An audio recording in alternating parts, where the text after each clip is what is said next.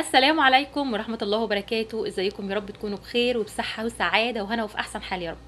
مش هطول عليكم الفيديو، المعلومات دي مهمة جدا لأي حد في الخارج. بالله عليكم شيروا الفيديو ده على قد ما تقدروا. في ناس هتقول انت بتاعة طبخ ومطبخ، ايه اللي يخليكي تقولي كده؟ الموضوع ده حصل معايا انا شخصيا.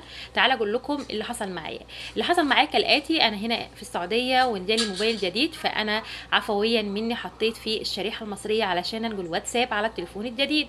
فاللي حصل ان تليفوني لما انزل مصر مش هياخد اعفاء جمركي وهيتجمرك، وهينزل عليه ضريبة مالية.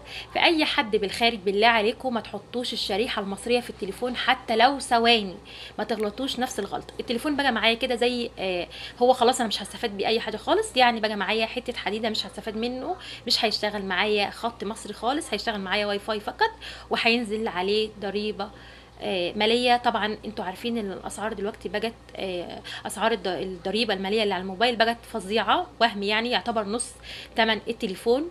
فانا التليفون كده ضاع مني خالص مدى الحياه، وبقى معايا حته حديده مش هستفاد منه خالص. فبالله عليكم بلاش تحطوا الشريحة المصرية في أي دولة أيا كان انتوا فين بالظبط.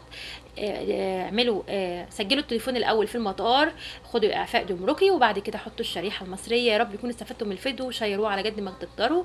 على قد ما تقدروا. والسلام عليكم ورحمة الله وبركاته.